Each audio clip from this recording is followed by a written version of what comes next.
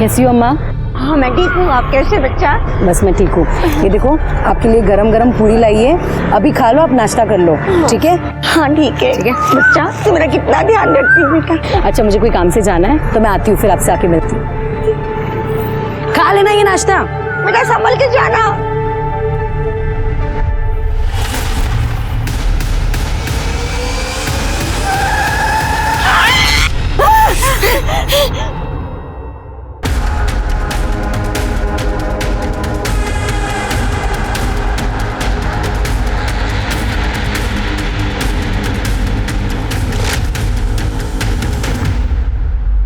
Hello police.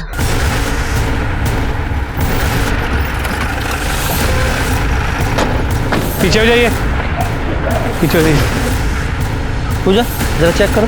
Sir जरा सामान check करो।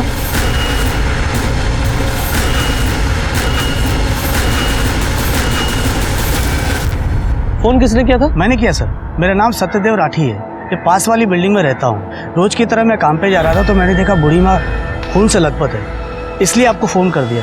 पहचानते हो इन्हें? हाँ, लाल चौक पे रहने वाले हर कोई इन्हें बूढ़ी माँ बुलाते हैं। कोई खाना देता है तो बदले में दुआ देती है। साहब मैंने भी कई बार उन्हें खाना दिया।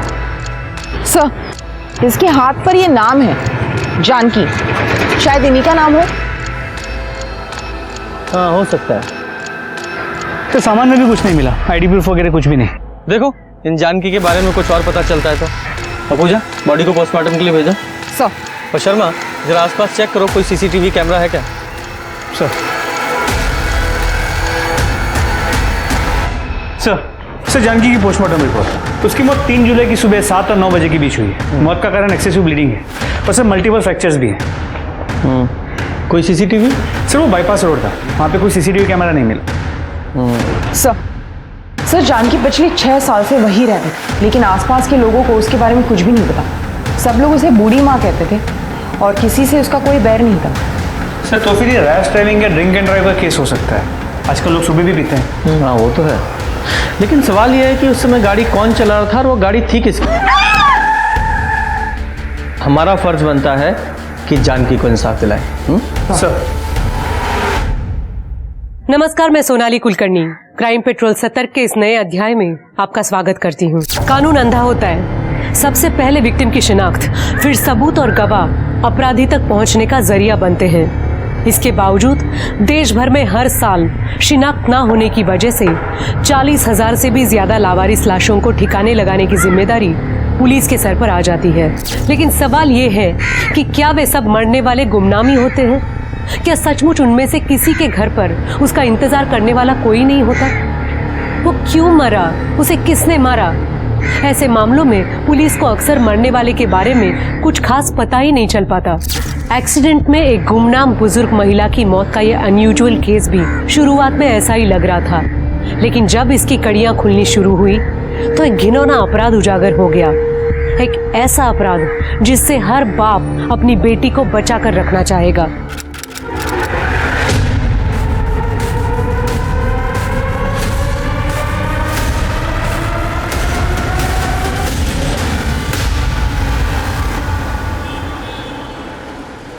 हम आपसे बेइंतहा मोहब्बत करते हैं साहिबे आलम, लेकिन आप आका हैं और हम कनीज।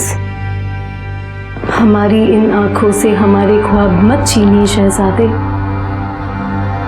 हम मर जाएंगे। हो गई नौटंकी?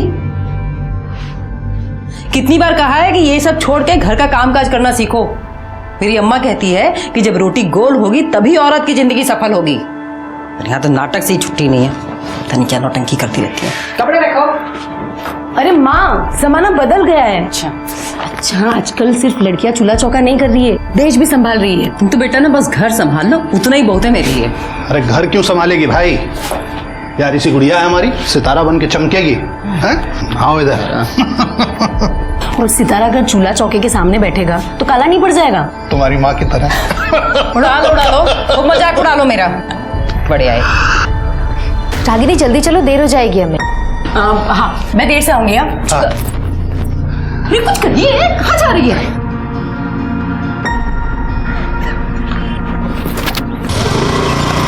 Bye bye. संभल कर जाना। लड़की को ज्यादा छूट दोगे ना तो लोग गाली देंगे। अरे कौन गाली देगा भाई? अब लड़की हमारा नाम रोशन करेगी तब देखना वही लोग ताली भी बजाएंगे।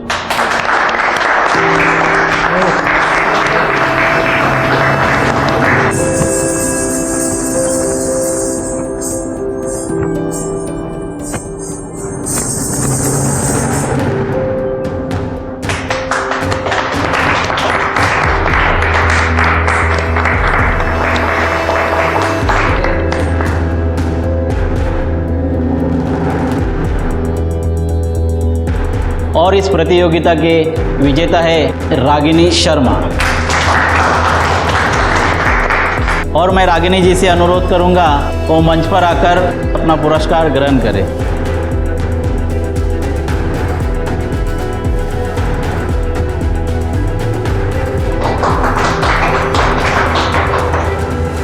मुबारक। Thank you.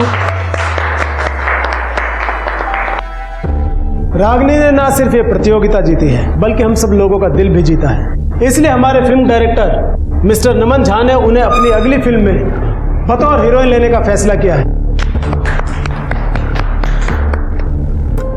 हाँ हमारी बिटिया हीरोइन बन गई भाई। नाचो, अरे नाचो। बहुत बढ़िया बेटा, बहुत बढ़िया। Oh, no, no, no, no, no, no, no, no, no, no, no, no.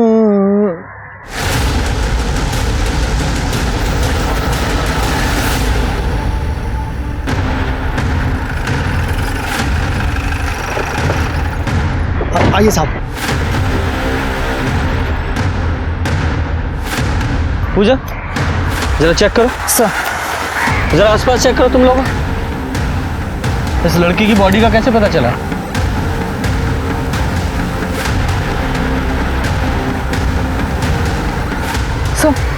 शायद 25-26 साल की लड़की होगी। और सर ये देखिए, ये रस्सी का निशान गले पर, शायद रस्सी से गला घोट के मारा गया है।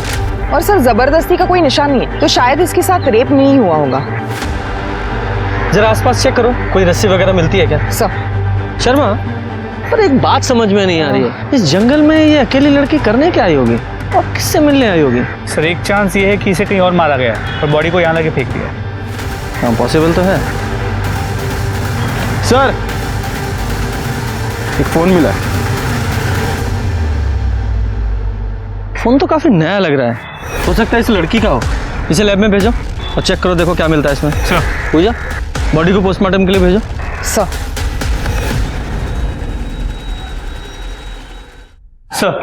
जो फोन हमें क्राइम सीन से मिला था उसे टेक्निकल टीम ने अनलॉक कर दिया है। वो फोन उसी लड़की का है। लड़की का नाम रागिनी शर्मा है, शांति नगर में उसका घर है। शांति नगर मतलब क्राइम सीन से 6 किलोमीटर होगा।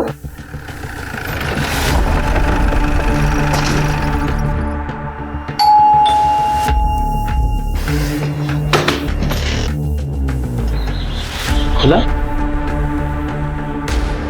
कोई है? जरा घर चेक करो।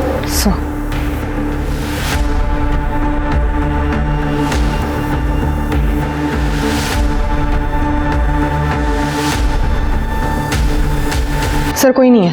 सर अंदर कमरे में अलमारी खुली हुई है, सामान यहाँ वहाँ पड़ा हुआ है, लगता है मामला चोरी का है। चोरी यहाँ हुई और रागिनी की लाश हमें यहाँ से 6 किलोमीटर दूर वहाँ जंगल में मिली। सर हो सकता है ये 2 अलग अलग लोगों का काम हो। सर मुझे लगता है कि मर्डर यहाँ किया गया है और बॉडी को डंप वहाँ कर दिया गया। हाँ हो सकता है, पॉसिबल है। सर एक डैमेज फोन मिला है। फोन को लैब में भेजो और इसका डेटा रिकवर करवाओ।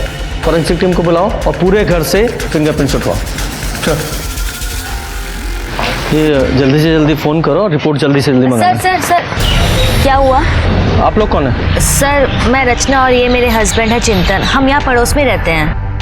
यहाँ जो रागिनी रहती है आप लोग उसे जानते हैं? हाँ सर, हम 3 साल से पड़ोसी हैं, बल्कि मैं तो उसे अपनी बहन मानता हूँ। लेकिन क्या हुआ क्या सर? आपकी मुंह बोली बहन का खून हो गया है और उसकी लाश हमें यहाँ से 6 किलोमीटर दूर झाड़ियों में मिली है।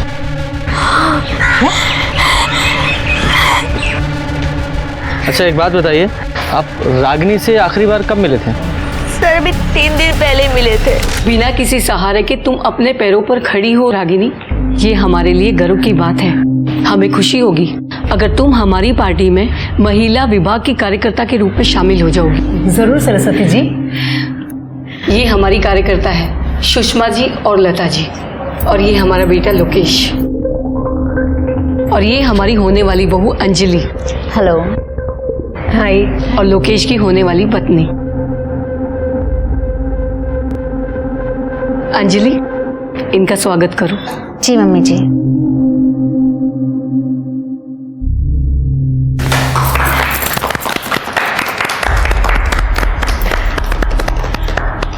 अब हम चलते हैं, चलो।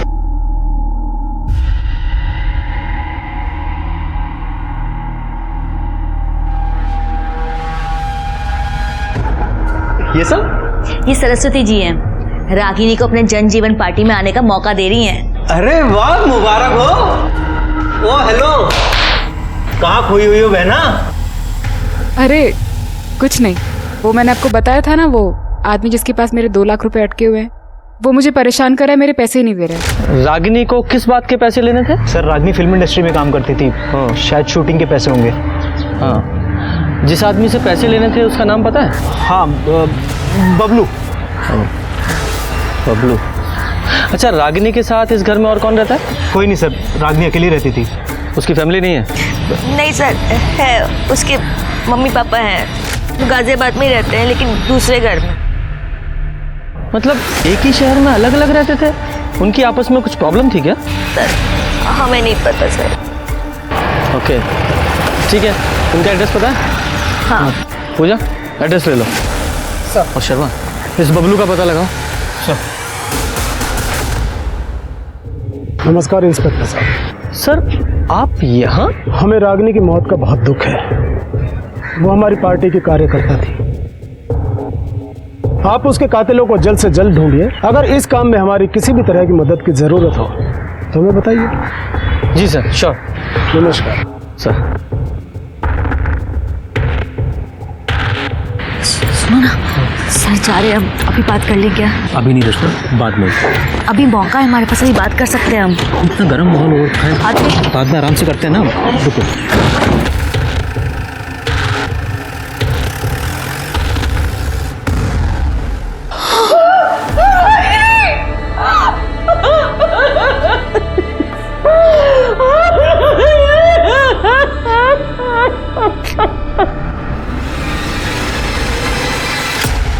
आपकी बेटी से आपकी आखिरी बार बात कब हुई थी?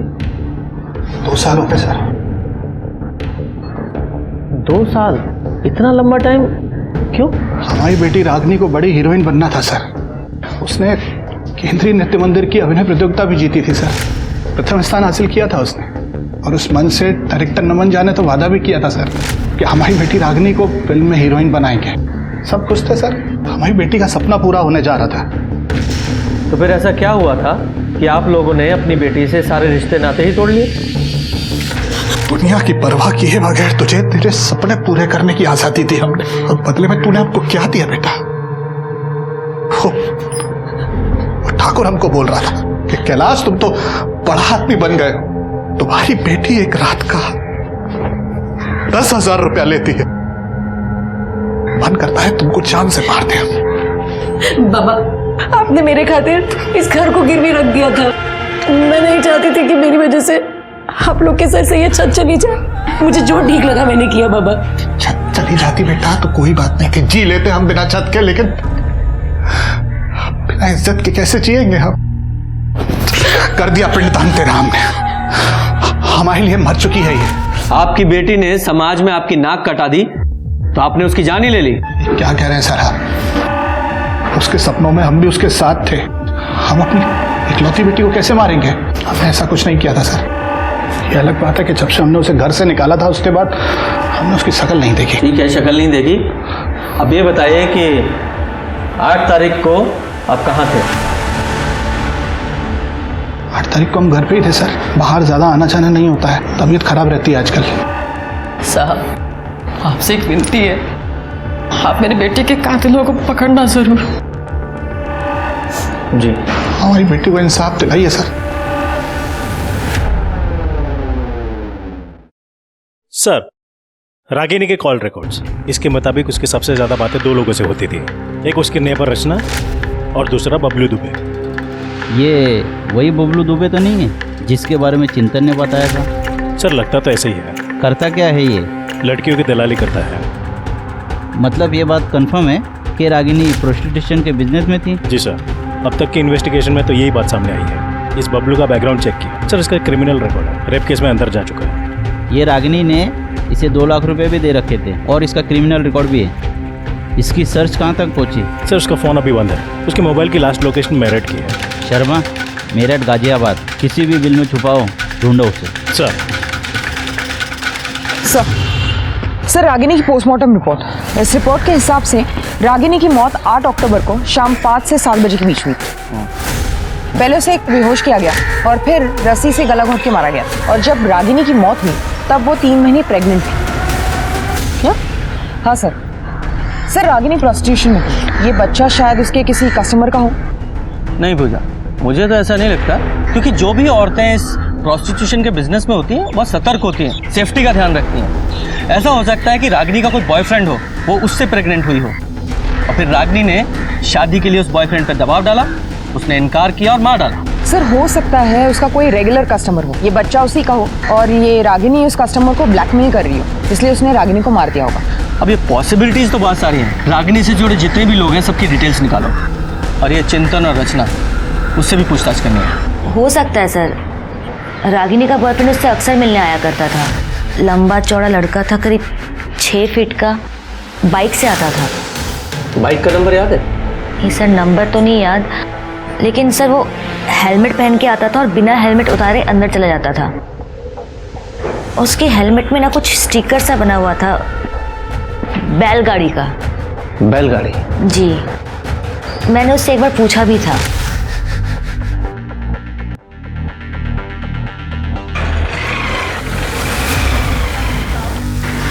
रागिनी कौन था ये? भाभी वो मेरा बॉयफ्रेंड है। क्या नाम है इसका? नाम में क्या रखा है आपको मिलवा ही दूंगी, ना शादी के दिन मिल लेना। ये रागिनी ने लड़के का नाम क्या बताया था? सर उसने नाम तो कोई बताया नहीं। ठीक है, पूजा अगर कब पूछेंगे? अभी नहीं, बाद में करते ना। अरे कुछ कहना चाहती हो? मैंने उस दिन भी नोटिस किया तुम कुछ कहने की कोशिश कर रही थी। घबराओ मत, जो कुछ भी है साफ साफ बताओ, किसी से भी घबराने की जरूरत नहीं है। बताओ, आराम से बैठ के बताओ। बोल, क्या कहना चाहती? सर मैं 10 साल की थी जब मैं अपने माँ बाप से अलग हो गई। मेरे पापा रोज दारू पीते थे और रात को घर आके मुझे और माँ को मारते थे। मेरी माँ मुझसे बहुत प्यार करती थी। उस दिन दिवाली का दिन था और पापा फिर से दारू पी के आए थे।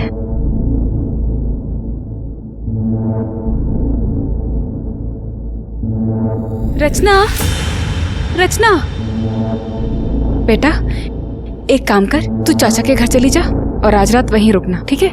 मैं कल सवेरे तुझे खुद लेने आ जाऊंगी। अब कल लेके नहीं, उनकी बेटी को यहाँ भेज दिया। मैंने कोई ठेका लेके रखा है क्या सबको खिलाने का? धीरे बोलो, धीरे, बच्चे यहीं पे हैं, सुन लेंगे तो उनपे क्या असर पड़ेगा। और वैसे भी भैया की बेटी है वो। भैया की बेटी है तो क्या मैं डरती हूँ? भैया की बेटी है तो उनको बोलो उनकी बेटी को खिलाए। एक तो घर में मिठाई कम आती है, तो मैं अपनी बेटी को खिलाऊं या फिर उनकी बेटी को? हाँ देखो, आज के आज इसको यहाँ से भगा दो, समझे? मैं वहां से निकली और रोते रोते एक टेम्पो में जाके सो गई। जब आँख खुली तो मैं दिल्ली में थी। मैं बहुत डर गई थी। वहाँ मैंने एक आदमी को बोला कि मैं कानपुर से हूँ, तो उसने मुझे एक ट्रेन में बिठा दिया। स्टेशन पहुँची तो मैं पटना में थी। वहाँ एक आदमी मुझे अपने घर ले गया और अपनी फैमिली के साथ मुझे नौकरानी बना के रखने लगा। फिर एक दिन मुझे वहाँ से भी निकाल दिया। वहाँ से निकल के फिर एक NGO में गई। वहाँ मैंने 12th तक पढ़ाई की और ये मुझे वहीं मिले थे। हम लोगों ने शादी कर ली। लेकिन सर, मुझे मेरी माँ की बहुत याद आती है। मुझे ऐसा लगता है कि मेरी माँ मुझे ढूंढ रही है। तो फिर तुमने अपने माँ बाप को ढूंढने की कोशिश क्यों नहीं की? मैडम, मुझे मेरा घर नहीं याद।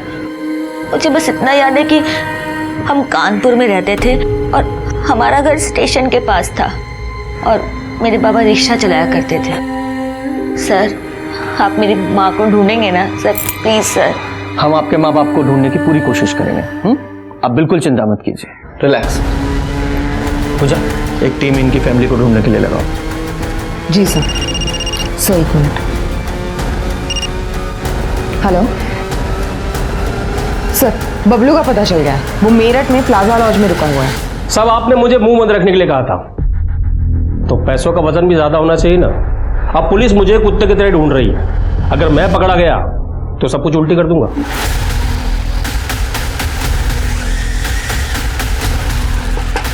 कौन है?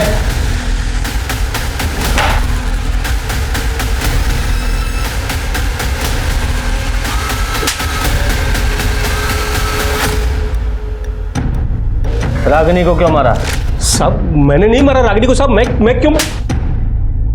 जिस दिन रागिनी का कत्ल हुआ तूने उसे फोन किया था ना, 2 लाख रुपए तूने देने थे ना उसके, वो रुपए ना देने पड़े इसलिए फोन किया, बुलाकर मार डाला उसे। साहब रागिनी मेरे लिए सोने का अंडा देने वाली मुर्गी थी साहब। हर महीने लाख रुपए कमाता था उससे साहब मैं। उसके मरने का सबसे ज्यादा नुकसान मुझे हुआ है साहब। मैं क्यों मारूंगा उसे? तो फिर उसके पैसे क्यों नहीं लौटाए? कैसे लौटाता साहब? पिछले 8 महीने से वो काम नहीं कर रही थी। अगर वो काम कर रही होती ना तो सूद समेत वापस कर देता पैसा। पिछले 8 महीने से काम नहीं कर रही थी क्यों? साहब हो सकता है किसी लड़के के प्यार में पड़ी हो। हमारी लाइन में होता है साहब ये सब। जो पिछले 8 महीने से काम ही नहीं कर रही थी तो तूने फोन क्यों किया उसे? सब रागिनी के लिए एक कस्टमर की पर्सनल डिमांड आई थी साहब, और पैसे भी अच्छे मिल रहे थे इसलिए फोन करना पड़ा साहब। अरे रागिनी को छोड़ो साहब, मेरे पास एक से एक लड़कियां हैं, उससे भी अच्छी देता हूँ आपको। रागिनी चाहिए, कर सकता है तो बोल। कोशिश करता हूँ साहब, लेकिन पैसे ज़्यादा लगेंगे। हाँ, पैसा जितना तू बोले फिर हो जाएगा काम। साहब मुझे मालूम था कि वो मना ही करने वाली है, लेकिन साहब फिर भी मैंने उसे फोन किया। देख बबलू, मैंने पहले ही बोला मैंने काम छोड़ दिया है। अरे एक रात का 2 लाख रुपए दे रहा है। ठीक है, हाँ बोल दे। कितने बजे जाना है? सब 5 बजे रागिनी पिकअप पॉइंट पे मिलने वाली थी। वहाँ से वो कस्टमर के साथ आगे जाने वाली थी साहब। रागिनी ने हाँ बोला और मैंने उनकी बुकिंग होटल डिसेंट में करवा दी थी साहब। कस्टमर कौन था? कस्टमर का नाम तो नहीं मालूम साहब, लेकिन नंबर मालूम है साहब। शर्मा, इससे नंबर लो उस कस्टमर का, पता लगाओ कौन है वो। सर। और तू ध्यान रखना, फिलहाल तुझे छोड़ रहा हूँ, लेकिन तू हमारे रडार पर है। शहर के बाहर एक कदम भी रखा ना तो ऐसा केस लगाऊंगा, जिंदगी भर जेल में सड़ेगा तू। आई बात समझ में? ठीक है शर्मा, इस बबलू ने अभी हमें पूरी जानकारी नहीं दी है, जरा उस पर नजर रखो, क्योंकि इसकी एक्टिविटी हमें कातिल तक पहुंचा सकती है। सर। और एक बात, इस बबलू से ना एक रागिनी के जितने भी कस्टमर थे सबकी एक लिस्ट ले लो और सबसे बात करके देखो। और वो डिलाइट होटल जहाँ ये रागिनी अपने कस्टमर के साथ जाती थी वहाँ से CCTV फुटेज मंगाओ और चेक करो कि कौन कौन से ऐसे रेगुलर कस्टमर थे जो उसके साथ वहाँ जाते थे। चेक कर दो। हाँ ना? जरूर। शर्मा, जब भी इस रोड से गुजरता हूँ मुझे वो बुढ़िया माँ थी ना जानकी, उसका वो दर्दनाक हादसा याद आता है। हमें उस केस को कोल्ड केस बना के नहीं रखना है। तुमने बताया था ना उस केस का एक चश्मदीद गवाह, वो लड़का जो फील बेचता था, वो तब से गायब है। पता लगाओ कहाँ है वो? सर खबरियों ने बताया कि उसे MG रोड पे देखा गया है। MG रोड पे? जरा ढूंढो उसे। सर, जो नंबर बबलू ने बताया था वो इसका है। नाम क्या है तुम्हारा? बाकेला चौधरी। 8 तारीख को मेरा मोबाइल चोरी हुआ था सर, और मैंने कंप्लेंट भी लिखाई थी। ठीक है, तुम जाओ। सर मैंने होटल डिसेंट में पूछताछ की। 8 तारीख को रागिनी की बुकिंग तो थी, लेकिन वो वहां पहुंची नहीं। CCTV footage. सर ये आदमी देखिए, ये आदमी हर 2 दिन में रागिनी के साथ देखा गया। सर बबलू ने बताया था कि ये कस्टमर हर दूसरे दिन रागिनी के लिए कॉल करता है। सर रागिनी ने काम तो बंद कर दिया था, फिर भी ये कॉल करता था। नाम क्या है इसका? आकाश अवस्थी। बुलाओ इसमें। सर। और सुनो, रचना को भी बुलाओ। सर। ये बता, रागिनी को क्यों मारा? मैंने? हाँ तूने। पहले तूने उसे प्रेग्नेंट किया, जब उसने शादी के लिए दबाव डाला और बच्चा बनाने के लिए कहा तो मार डाला उसे। मेरा बच्चा? सर माना मैं उससे रेगुलर मिलने जाता था, लेकिन सर मैंने कभी उसे हाथ भी नहीं लगाया। बेवकूफ़ समझता है हमें? सर मैं सच कह रहा हूँ। सर दरअसल मैं दौर का रहने वाला हूँ, इसलिए ना यहाँ कोई दोस्त है ना कोई पहचान वाला, बस एक रागिनी थी जिससे बात करके अच्छा लगता था। अगर आप हमें पसंद नहीं करते हो तो हम यहाँ क्यों आते हैं? तुम हमें पसंद हो रागिनी, बस औरत का ये रूप हमें पसंद नहीं। असल में बात यह है कि तुम मुझ में एक ग्राहक दिखती हो और मैं तुम में एक अच्छा दोस्त। एक आप हो और एक कुछ नहीं, जाने दो। तकदीर में शायद यूं ही जीना लिखा है। अब तो मौत भी बिन बुलाए आएगी। रागिनी बहुत परेशान थी सर। कुछ तो बात थी जो उसे खाए जा रही थी। शायद फंस गई थी जिस्म फरोशी के दलदल में। लेकिन हमें पता चला है कि तू उसके घर भी आता जाता था। नहीं सर, मैं कभी उसके घर नहीं गया। मेरे पास तो उसका फ़ोन नंबर तक नहीं है, तो घर का पता मुझे कैसे मालूम होगा। मैं तो हमेशा उसे बबलू के थ्रू ही मिला हूँ। पूजा, हाँ तुम मिस्टर आकाश अवस्थी इस हेलमेट को पहचानते हो? तुम्हारा है ना? नहीं सर। पहनो इसे।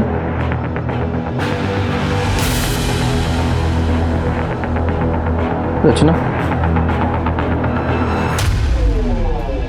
घूम जाओ।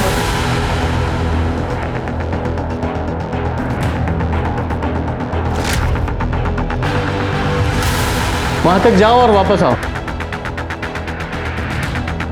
वापस आओ।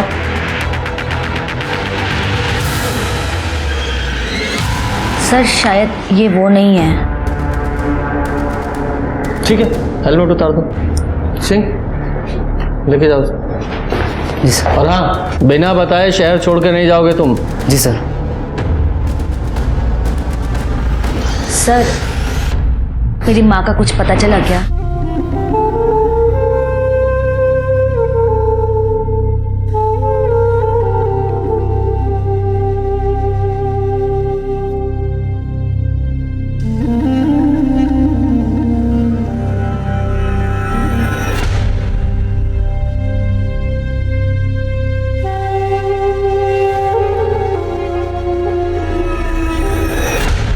सर ये तो वो बूढ़ी माँ है ना जो लाल चौक पे बैठती थी। तुम जानती हो ना? हाँ सर, रागिनी ने मिलवाया था एक बार। रागिनी ने बहुत मानती थी, इन्हें खाना पानी कंबल सब देती थी। और क्या जानती हो इनके बारे में? सर और तो कुछ नहीं पता मुझे। ठीक है, अभी तुम जाओ और डोंट वरी, तुम्हारी माँ जल्दी ही मिल जाएगी। Thank you sir. शर्मा, मुझे लगता है कहीं ना कहीं ये दोनों केस आपस में जुड़े हुए हैं।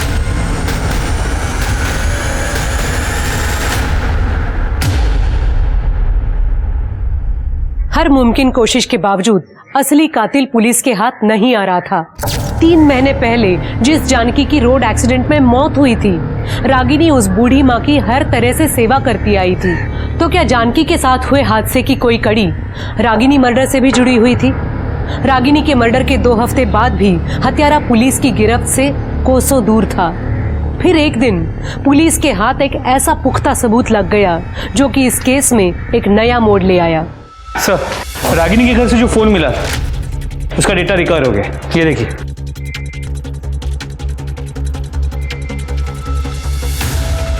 चलो।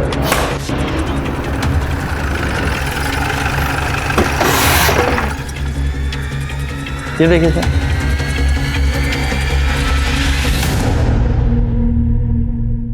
देव प्रसाद शुक्ला जी, आपके और रागिनी के ताल्लुकात थे? ओपोजिशन की अच्छी चाल है मुझे बदनाम करने की। ये फोटो झूठी है। सर हमने सारे फोटोज की जांच कराई है, किसी भी फोटोज के साथ कोई भी छेड़छाड़ नहीं की गई है। मैंने कहा ना झूठी, फोटोशॉप की है। सर एक काम करते हैं, आपका डीएनए टेस्ट करा लेते हैं, सब क्लियर हो जाएगा। मुझे डीएनए टेस्ट नहीं कराना। निकलो यहाँ से।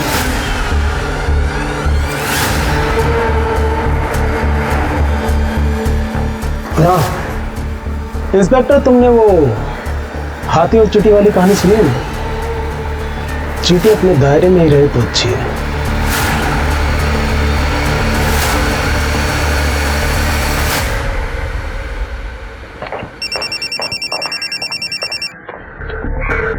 शर्मा एक मिनट। जैन सर जी, सॉरी सर जी, ध्यान रखूंगा। जैन सर। क्या हुआ सर? कुछ नहीं। इस देव प्रसाद शुक्ला के खिलाफ हम सिर्फ इन फोटोग्राफ्स के आधार पर कार्रवाई नहीं कर सकते। हमें इसके गिरबान तक पहुंचने के लिए कुछ और पुख्ता सबूत चाहिए। शर्मा, तुम्हें याद है रागिनी के फादर ने हमें बताया था कि रागिनी को एक डायरेक्टर ने फिल्म ऑफर की थी। क्या नाम था उस डायरेक्टर का? नमन झा। नमन झा, बात करो उससे और पता करो कि क्या हुआ था उस कार्यक्रम में, क्योंकि उस कार्यक्रम में ये देव प्रसाद शुक्ला और उसकी पत्नी दोनों शामिल थे। और हो ना हो, मुझे लगता है कि इस सारे चक्रव्यूह की शुरुआत उसी प्रतियोगिता से हुई है। सर, उस प्रोड्यूसर नमन झा से बात हुई। वो इस वक्त लंदन में अपनी फिल्म की शूटिंग कर रहा है। उसने कहा कि देव प्रसाद शुक्ला के कहने पे उसने रागिनी को फिल्म तो ऑफर की थी, लेकिन ना वो कभी रागिनी को मिला है, ना उसके बारे में कुछ जानता है। सर एक और बात, ये रागिनी जिस घर में रहती थी वो उसी के नाम पर रजिस्टर्ड है। 40 लाख की प्रॉपर्टी कैश दे के खरीदी। 40 लाख रुपए कैश दे के खरीदा? मुझे नहीं लगता कि रागिनी के पास इतना पैसा होगा। हो ना हो ये देव प्रसाद शुक्ला, इसका इस मर्डर में जरूर हाथ है। ये देव प्रसाद शुक्ला और उसके आदमी पर नजर रखो और साथ ही साथ बबलू पे। एक मिनट सर। हेलो, ठीक है, मैं पहुंचती हूँ। सर कानपुर में रचना की माँ जिस मोहल्ले में रहती थी उसका पता चल गया। वेरी गुड, काम करो, तुम वहां के लिए निकलो। सर। और शर्मा, तुम ये बबलू पर नजर रखो। सर। पुलिस हर मुमकिन कोशिश कर रही थी, लेकिन एक तरफ रचना की मां को ढूंढना आसान नहीं था, तो दूसरी तरफ रागिनी मर्डर केस में भी पुलिस कई अनसुलझे सवालों से जूझ रही थी। रागिनी के घर आने वाला उसका बॉयफ्रेंड आखिर कौन था? देव प्रसाद शुक्ला के साथ रागिनी के क्या संबंध थे? और सबसे बड़ा सवाल, रागिनी जिस्म फरोशी के उस जाल में आखिर कैसे फंसी? ये लो, ये पिटीशन है, साइन करा देना। सर, हमने सभी सस्पेक्ट्स पे नजर रखी थी। सर, ये कुछ फुटेजेस देखिए। सर, ये आजाद नगर के पार्किंग लॉट की फुटेज है। यहाँ पर बबलू, ये देखिए, इससे पैसे ले रहा है और पैसे लेके चला गया। और सर, यही आदमी रागिनी के मर्डर से एक दिन पहले उसके घर के आसपास मंडराता हुआ नजर आ रहा है। ये तो देव प्रसाद का बॉडीगार्ड है। क्या नाम है इसका? सर, ओम प्रकाश। लेके आओ इसे।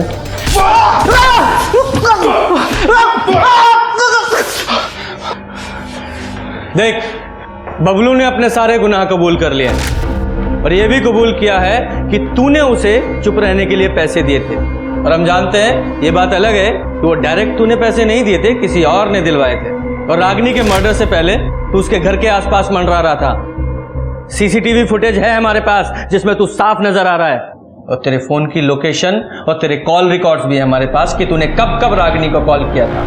सब दर्ज है हमारे पास। बोल। साहब, ये बात सच है कि मैं उसके घर के पास गया, लेकिन साहब आज तक मैंने उसको फोन नहीं किया कभी। मैं जानता हूं कि तूने कभी रागिनी को कॉल नहीं किया, और मैं ये भी जानता हूं कि तेरे फोन से रागिनी को कौन फोन करता था। मैं सिर्फ तेरे मुंह से उसका नाम सुनना चाहता हूं। देख, सरकारी गवाह बन जा या फिर सारी जिंदगी जेल में सड़ना, चॉइस तेरी है। हाथी और चींटी की कहानी सुनी है मैंने शुक्ला जी, और ये भी सुना है कि चींटी अगर एक बार हाथी के कान में चली जाए तो उसे तांडव करवा देती है। अब मुद्दे की बात शुरू करें। मैंने ही रागिनी को फिल्म दिलाने के लिए नमन से बात की थी। सर, उन्होंने मुझे अपनी फिल्म में हीरोइन बनाने का वादा किया था। उनका एक आदमी सुरेश एक हफ्ते पहले मुझे गाजियाबाद में मिला। अरे मैडम, अगर फसल उगानी है तो बीज तो बोना ही पड़ेगा। 4 लाख रुपए खर्च होंगे, कॉस्ट्यूम का, ऑडिशन का, पोर्टफोलियो का, शोरील का। मैडम बहुत पैसा खर्च होता है, काम निकालिए, चाय पानी सब करना पड़ता है। अब जब 4 लाख रुपए इकट्ठे हो जाए ना, मुझे फोन कर देना। पर इतना श्योर है कि काम दिलाने की गारंटी मेरी है। मेरे बाबा ने 4 लाख रुपए ब्याज पे लिए थे और वो सारे रुपए मैंने सुरेश को दे दिए। अब 4 दिन से वो मेरा फोन नहीं उठा रहा है। मुझे समझ में नहीं आ रहा है अब मैं क्या करूं, क्या बोलूं बाबा को। और ये सुरेश कौन है? पता नहीं, शायद सुरेश ने ही नमन के नाम से रागिनी को बेवकूफ बनाया। मैंने उसे ढूंढने की बहुत कोशिश की, लेकिन वो मिला नहीं। फिर मुझे पता चला कि रागिनी प्रोस्टिट्यूशन के बिजनेस में आ गई। एक दिन मैंने उसे कॉल करके कहा कि मैं तुम्हें घर लेकर देता हूँ, तुम्हारा खर्चा उठाता हूँ, तुम्हें धंधा छोड़ दो और मेरे साथ रहो। तो मानो पिछले 6 महीने से मेरे उससे कोई ताल्लुकात नहीं है। मैंने उससे सारे रिश्ते तोड़ दिए थे। तो ऐसा क्यों किया आपने? मन भर गया। और जब पिछले 6 महीने से मेरे उससे कोई ताल्लुकात ही नहीं है, तो ये बात जाहिर है कि वो कम से कम मुझसे तो प्रेग्नेंट नहीं थी। शुक्ला जी, ये तो डीएनए टेस्ट के बाद ही पता चलेगा कि क्या सच है और क्या झूठ। मैं डीएनए टेस्ट कराने के लिए तैयार हूँ इंस्पेक्टर। लेकिन मेरी आपसे एक रिक्वेस्ट है कि ये बात बाहर ना आए। इलेक्शन सर पर है।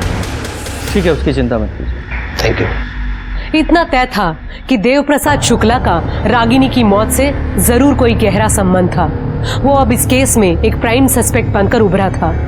साथ ही पुलिस को यह भी शक था कि जानकी एक्सीडेंट केस और रागिनी मर्डर केस कहीं न कहीं एक दूसरे से जुड़े हो सकते हैं। इसी दिशा में जांच आगे बढ़ाने पर गवाह राजू के रूप में पुलिस के हाथ एक बड़ी सफलता भी लग गई। आज तो सारे फूल भीगे ही नहीं। सर ये राजू। हाँ साहब। राजू बेटा, तुम पहले ये फूल लाल चौक पे बेचा करते थे ना? हाँ साहब, वहाँ कमाई कम होती थी और यहाँ कमाई अच्छी होती है। अच्छा, जब तुम लाल चौक पे फूल बेचा करते थे तो एक कार ने एक बुढ़िया माँ जानकी उनको टक्कर मार दी थी, जिससे उनकी मौत हो गई थी। तुम वही थे? हाँ साहब, मैं वही था। रागिनी दीदी बूढ़ी माँ को खाना देकर जैसी निकली, पीछे से एक कार आई और बूढ़ी माँ को उड़ाकर चली गई। सर ये हो सकता है कि वो गाड़ी रागिनी का पीछा कर रही है और गलती से जानकी को टक्कर मारी। हाँ, पॉसिबल तो है। अच्छा राजू बेटा, एक बात बताओ, जब तुम लाल चौक पे थे, उस बुढ़िया को उस गाड़ी ने टक्कर मारी, तो तुमने देखा कि कार कौन चला रहा था? नहीं साहब। उस गाड़ी का कलर, उसकी नंबर प्लेट वगैरह कुछ याद है? नंबर वंबर तो याद नहीं है, लेकिन हाँ, गाड़ी पर बैलगाड़ी छपी हुई थी।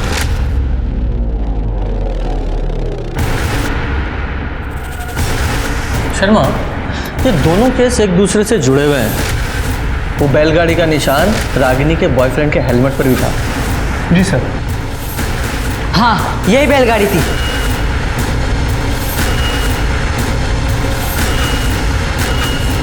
यही बैलगाड़ी थी ऐसी? हाँ साहब, यही बैलगाड़ी छपी थी उस गाड़ी पर।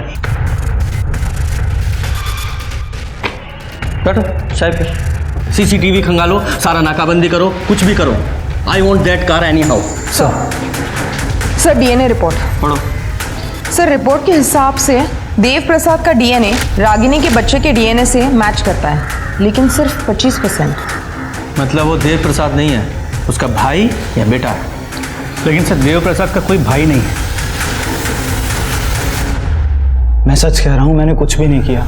देख लोकेश कुमार, पुलिस की मार तू सह नहीं पाएगा, इसलिए जो भी है पूरा सच बता, वरना बाद में तेरे हलक में हाथ डाल के निकलवाऊंगा मैं। और तेरे खिलाफ बहुत सारे सबूत हैं हमारे पास।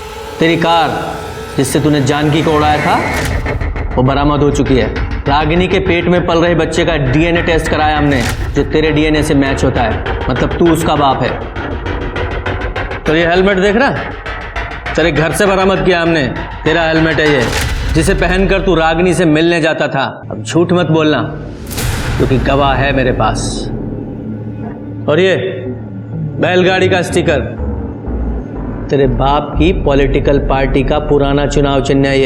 ये बात भी हमें पता है, जो तेरी गाड़ी और हेलमेट दोनों पर है। बताता हूँ सर, सब बताता हूँ। रागिनी मेरे घर आया करती थी पापा से मिलने, तभी मैंने उसे पहली बार देखा। हमारे बीच बातचीत चालू हो गई। वो मुझे अच्छी लगती थी सर। रागिनी पापा के जाल में फंस चुकी थी, ये बात मैं जानता था, इसलिए मैं उससे छुप छुप के मिलने लगा। और एक दिन लाल चौक पर रागिनी का पीछा करते करते मैंने गलती से एक बुजुर्ग महिला के ऊपर गाड़ी चढ़ा दी। बाद में जब मुझे पता चला कि रागिनी और पापा के बीच सारे रिश्ते ख़त्म हो चुके हैं, तो हम फिर मिलने लग गए, बातें करने लग गए। हमारे बीच की दूरियां धीरे धीरे कम हो गई, हम और नज़दीक आ गए। लेकिन एक दिन अंजलि ने मुझे और रागिनी को एक साथ देख लिया। उसे हमारे रिश्ते के बारे में पता चल गया। फिर मैंने अंजलि को वादा किया कि मैं रागिनी को अब फिर कभी नहीं मिलूंगा। ये अंजलि कौन है? सर, उससे मेरी शादी तय हुई थी और उसके बाद मैंने रागिनी से बात करना बंद कर दिया। फिर एक दिन रागिनी ने बताया कि वो प्रेग्नेंट है। मैं बच्चा नहीं गिराऊंगी। शादी कर रहा है ना तू? मैं भी देखती हूँ उस अंजलि के साथ तू कैसे शादी करता है। शादी तो मैं करूंगा और तू कुछ कर नहीं पाएगी। निकल मेरे घर से, गेट लॉस्ट। और जब रागिनी ने अबॉर्शन कराने से इनकार कर दिया और तुझे एक्सपोज करने की धमकी दी, तो मार डाला उसे? नहीं सर, हाँ मैं गुस्से में था, लेकिन मैंने उसको मारा नहीं है सर। सर ये देखिए,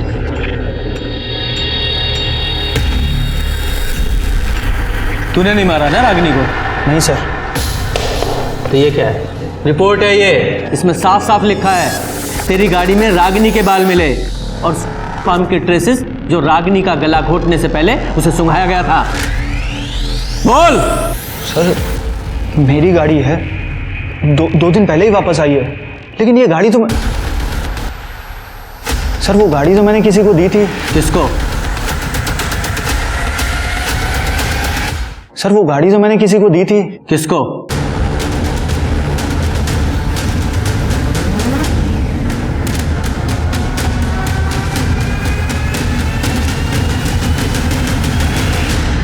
तो मैडम अंजलि, तो शुरू से बताओ, बोलो बोलो। सर लोकेश और रागिनी को रंगे हाथों पकड़ लिया था।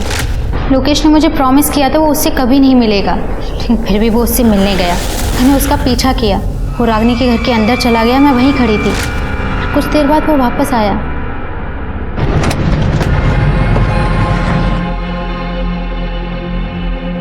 पापा, लोकेश अभी भी रागिनी से मिल रहा है। I want to kill that.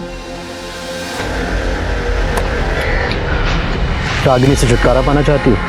मैं मदद कर सकता हूँ। कितने पैसे दे पाओगी? जो तुम बोलो। कितने में डील हुई थी? 10 लाख। कौन था वो आदमी? उससे पहले मैंने उसे कभी नहीं देखा था। तुमने उसके साथ 10 लाख रुपए की डील की और तुम्हें पता ही नहीं वो कौन आदमी था? बेवकूफ समझाया मैं? जब डील की थी तब तो शक्ल देखी थी ना? स्केच बनवा सकती हो? जी सर।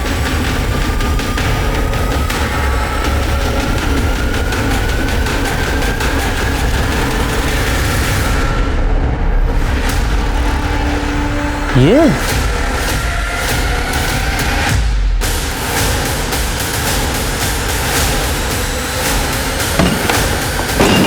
पूरे घर की अच्छे से तलाशी लो, कोई भी कोना छूटना नहीं चाहिए। सर आप लोग यहाँ पर, क्या हुआ है सर? चिंतन कहाँ है? चिंतन तो घर पे नहीं है, लेकिन क्या हुआ? अभी पता चल जाएगा क्या हुआ है।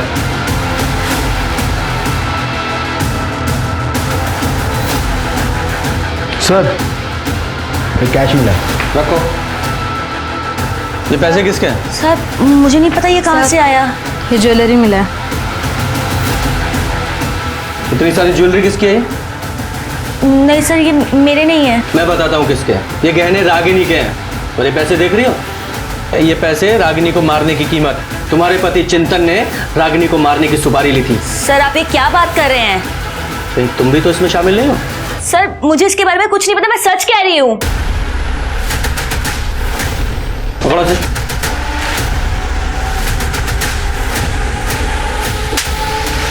रागिनी को क्यों मारा तूने? तू तो उसे बहन मानता था ना? सब दिखावा था सर, पैसे नहीं थे मेरे पास। जानती थी वो मेरा मकान बिकने वाला था, ये भी पता था उसको। किस्त चुकाने के पैसे नहीं थे मेरे पास, और जिससे उधार लिया था वो घर तक आ गया था उस दिन। सलीम भाई मैं आपके पैसे पक्के से लौटा दूंगा, मुझे बस थोड़ी और मोहलत दे दो, बस 1 महीना। और अगर 1 महीने बाद भी पैसे नहीं आए तो ये घर तो बिकेगा ही, इसके साथ साथ तू भी दुनिया से उठ जाएगा। भैया ये कौन था? इन्होंने उनसे पैसे लिए थे बिजनेस के लिए। बिजनेस तो डूब गया, अब अगर पैसे नहीं लौटा पाए तो जान से मारने की धमकी दे रहे हैं। रागिनी तेरे पास कुछ पैसे हो तो मैं लौटा दूंगा। भैया सच में मेरे पास कुछ भी नहीं है। एक से आने वाले थे लेकिन वो भी अटके पड़े हैं। झूठ बोल रही थी वो। मिस्टर शुक्ला साहब के बहुत एहसान थे उस पर। लोकेश का भी उसके घर पे आना जाना था, पैसे तो थे उसके पास। उस दिन जब लोकेश उसके घर पे आया तो मैंने खिड़की से उन दोनों की बातें सुन ली। रागिनी के घर से बाहर निकला और अपनी गाड़ी में बैठकर जैसे ही निकला मुझे अंजलि की आवाज़ सुनाई दी। वो फ़ोन पर रागिनी को मारने की बात कर रही थी। मुझे पैसा कमाने का जरिया नज़र आया और मैंने जाके अंजलि से बात की। कितने पैसे दे पाओगे? जो तुम बोलो। 10 लाख। उसके बाद सर मैंने एक आदमी का फ़ोन चोरी किया और उसी फ़ोन से बबलू को फ़ोन लगाया और रागिनी को बुक करने के लिए बोला। रागिनी मेरी बताई जगह पर ठीक टाइम पे पहुंच गई। और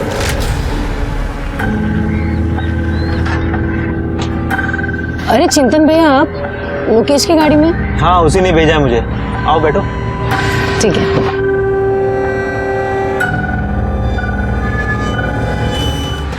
मेरा लालच बढ़ गया था सर। रागिनी को मारने के बाद मैंने उसके पर्स से उसके घर की चाबी निकाली और उसके घर जाकर अलमारी से सारे गहने और पैसे चुरा लिए। तूने सिर्फ रागिनी का ही कत्ल नहीं किया, बल्कि भाई बहन के रिश्ते का भी कत्ल कर डाला। चिंतन को रागिनी के खून के इल्जाम में उम्र कैद की सजा सुनाई गई। वहीं रागिनी की हत्या में भागीदार अंजलि को भी गिरफ्तार कर सलाखों के पीछे भेज दिया गया। साथ ही लड़कियों को जबरदस्ती जिस्म फरोशी के दलदल में उतारने वाले देव प्रसाद शुक्ला और बबलू को भी सख्त सजा हुई। जानकी एक्सीडेंट केस में दोषी पाए जाने के बाद लोकेश को भी कड़ी सजा सुनाई गई। सर फाइनली केस तो खत्म हुआ? नहीं शर्मा, अभी केस खत्म नहीं हुआ है। एक बड़ा काम करना भी बाकी है।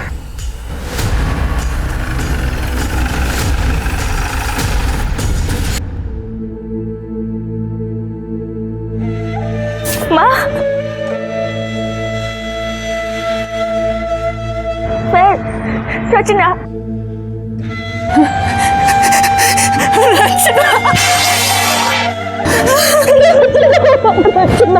मेरी बच्ची, तो कहाँ चली गई थी रचना? माँ को छोड़ के कहाँ चली गई थी? लड़कियों को भी महत्वाकांक्षा और सपनों के पंख लगाकर उड़ान भरने का उतना ही हक है जितना कि लड़कों का। लेकिन समाज में लड़कियों को अब भी उपयोग और उपभोग की वस्तु समझने वालों की कमी नहीं। ऐसे लोग बड़े शातिर तरीकों से मासूम लड़कियों को लुभाने की कोशिश करते रहते हैं। रागिनी के साथ शुक्ला और बबलू ने यही किया। लेकिन रागिनी की मौत के 3 महीने बाद पुलिस ने न सिर्फ बुजुर्ग महिला की मौत का कोल्ड केस सुलझा लिया, बल्कि इस मामले में दोषी चिंतन की पत्नी रचना को 20 साल पहले बिछड़ी उसकी मां से मिलाकर मानवता की मिसाल कायम की, जिसके लिए हमारी टीम उन्हें दिल से सलाम करती है। अपनों की बजाय गैरों पर जरूरत से ज्यादा भरोसा कितना खतरनाक साबित हो सकता है, वो रागिनी के केस को देखकर समझा जा सकता है। उसने माँ बाप को छोड़कर जिस चिंतन पर भरोसा किया, उसी ने उसे शर्मसार कर दिया। अपने परिवार में उम्र और अनुभव में बड़े और तजुर्बेकार लोगों की अहमियत को समझें और उनसे सलाह लेने में जरा भी न हिचकिचाएं। अब मैं सोनाली कुलकर्णी आपसे विदा लेती हूँ। फिर मिलेंगे क्राइम पेट्रोल सतर्क जस्टिस रिलोडेड के एक नए केस के साथ। तब तक अपना और अपने परिवार का ख्याल रखें, मास्क पहने, सोशल डिस्टेंसिंग बनाए रखें, सैनिटाइजर का इस्तेमाल करें। देखते रहें क्राइम पेट्रोल सतर्क। जय हिंद।